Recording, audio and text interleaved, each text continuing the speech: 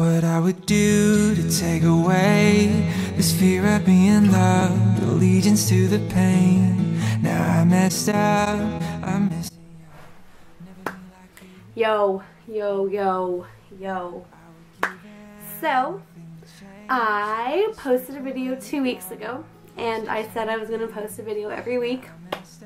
I've already failed. 1 week into it, we are failing.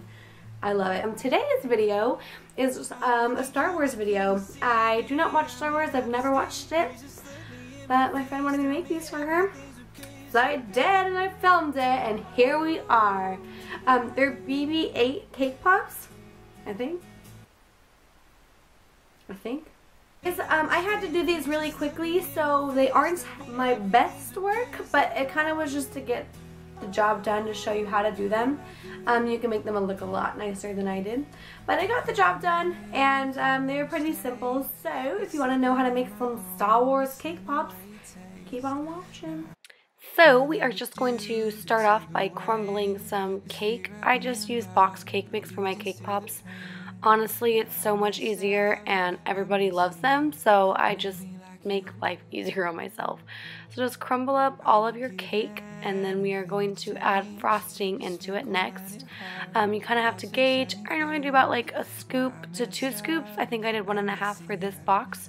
And then just mush it up with your hands. Make sure you wash them first. But just mush it up and it'll kind of become like a paste, paste-like. And then I used a cookie scoop. I got mine at Michael's just so that every cake pop is the same size. And I'll just scoop all of my balls out and just put them on a tray or a pan or something. And for these specifically, we need to have 2 cake balls. So I just took one of the balls and split it in half. And then I like to mash mine up and then roll it into a ball. It just kind of, when I mash it, it makes it all more cohesive. Is that the right word? I have no idea. But it just makes it easier once you mash it together and then try to roll it up into a ball. And there's our first ball. And I just roll them all out. And then we'll move on to our small ones. And I cut the bottom off on these. I would suggest cutting a little more off than I did. You'll see later it's kind of hard to tell the difference in size, but it kind of looks like a little snowman. So like I said, cut a little more off of the bottom and it'll probably give you a better shape. I just took a little bit of our melted white chocolate and stuck it onto the cake pop, and before the chocolate had time to harden, I stick the stick into the white chocolate and put it through both of the cake balls and then let those harden. Once they've hardened, I'm going to dip it into our white chocolate, and as you can tell what I was talking about, there's not a huge difference in size in these, so like I said, maybe make the top a little smaller, but try to make all of the excess chocolate come off so you can see the difference in shape.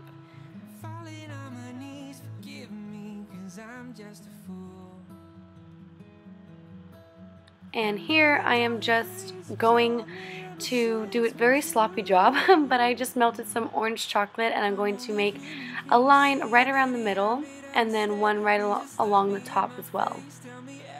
And leave a space on the top orange line because we are going to put a small black dot in the center where I left that space. As you can see, my cake pop started cracking a little bit, so I just used the orange chocolate to cover them up, but you're just going to make some orange circles. And then you are going to you'll see the design I make in just a second. It's kind of hard to describe.